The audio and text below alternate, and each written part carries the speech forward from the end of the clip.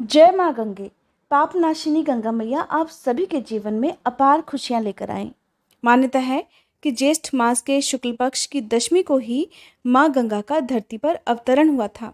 इस दिन गंगा जी की पूजा करने का विशेष महत्व है। तो आइए जानते हैं गंगा दशहरा से जुड़ी हुई कुछ खास बातों के बारे में, जैसे कि इस दिन शुभ मुहूर्त कौन कौन से हैं, कब कब रहने वाले हैं, पूजा का या स्नान का शुभ मुहूर्त कब से कब तक रहेगा, किन किन वस्तुओं का दान देना चाहिए। आज के दिन पवित्र गंगा जी में स्नान करने के बाद जरूरतमंद लोगों को दान देने से विशेष पुण्य प्राप्त होता है। माँ गंगा का आज के दिन ही धरती पर अवतरण हुआ था, इसलिए इस दिन गंगा जी में स्नान करने से आपके सभी पापों का अंत हो जाता है। इस बार गंगा दशहरा का जो पर्व है वो 3 शुभ योगों के बीच में मनाया जाएगा। इस दिन रवि योग, सिद्धि योग और धन योग का निर्माण हो रहा है और इसके साथ ही ज्योतिष में भौतिक सुखों के कारक माने जाने वाले शुक्र ग्रह का गोचर भी कर्क राशि में हो रहा है। तो इस प्रकार से धन योग भी इस दिन बन रहा है। इन शुभ संयोगों के कारण इस बार गंगा दशहरा का महत्व और भी अधिक बढ़ गया है। इस दिन दान करने से आपके घर में सुख समृद्धि और धन वैभव बढ़ता है। आज के दिन गंगा जी में स्नान जरूर करना चाहिए। अगर आपके लिए ऐसा कर पाना संभव ना हो तो फिर आपको घर पर ही स्नान करते हुए पानी में गंगा जल मिलाकर स्नान करना चाहिए और माँ गंगा का ध्यान करके फिर माँ गंगा के नाम से पूजा अर्चना करनी चाहिए। ऐसा कहा जाता है कि गंगा दशहरा पर दान की जाने वाली वस्तुओं की संख्या 10 होनी चाहिए। इस दिन आप 10 फल, 10 पंखे, 10 सुराही, 10 छाते या फिर 10 हिस्से अन्न का दान भी कर सकते हैं। आज के दिन आप अपने घर में हवन पूजा पाठ भी करवा सकते हैं, क्योंकि कहा जाता है कि इस दिन हवन करने से आपके घर से हर प्रकार की नकारात्मक ऊर्जा भी दूर होती है। हिंदू कैलेंडर के अनुसार दशमी तिथि का प्रारंभ होगा 29 मई सोमवार को रात 11:50 से और ये तिथि समाप्त होगी 30 मई मंगलवार को दोपहर 1:08 पर। इसलिए उदय तिथि के अनुसार 30 मई मंगलवार के दिन ही गंगा दशहरा का पर्व मनाया जाएगा।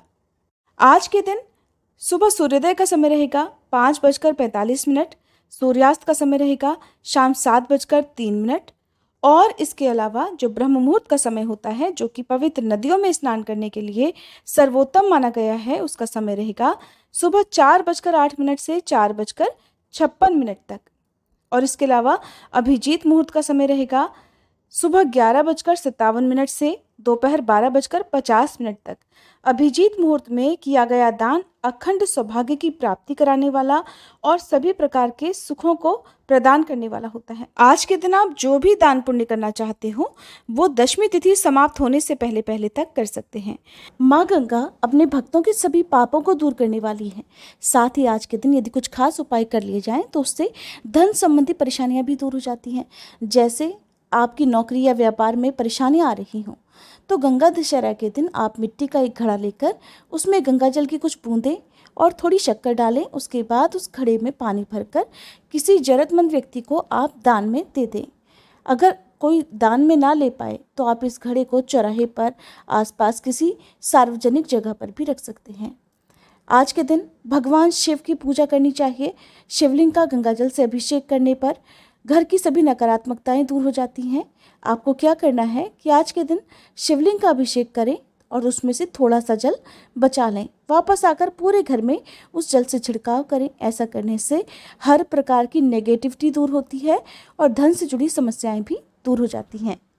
आज के दिन माँ गंगा जी की पूजा करके और गंगा जी में स्नान करने के साथ ही दीपदान भी किया जाता है। अगर आप गंगा जी में दीपदान ना कर पाएँ तो घर पर भी आप बड़ी आसान विधि से माँ गंगा जी का ध्यान करके दीपदान कर सकते हैं। इसके लिए आप ऊपर स्क्रीन पर देख सकते हैं, एक चौड़े बर्तन में, थाली या परात में आपको कुछ बूंदें गंगा जल की, थोड़ा कच्चा दूध और उसमें सादा जल आपको भर कर रख लेना है। फिर उस जल में रोली, अक्षत, कुमकुम डालें, माँ गंगा जी का ध्यान करें और फिर आपको 5 या 7 जितने भी दीपदान करने हैं उतने आप दोने बना लें या पत्तों के ऊपर आप घी की बाती रखकर दीप जलाकर भी इस तरह से आप गंगा जी का ध्यान करके गंगा जी में, यानी घर पर ही बनाई गई गंगा जी में आप दीपदान कर सकते हैं। घर पर दीपदान करने के लिए आपने जो भी पत्ते या फिर दोनों का प्रयोग किया है, जब आप उसमें दीप रखें तो जलते हुए दीपक ही आपको परात में रखकर उन्हें थोड़ा सा हाथ से हिलाकर तैराने भी चाहिए और इन दीपों का भी आपको पूजन करना चाहिए।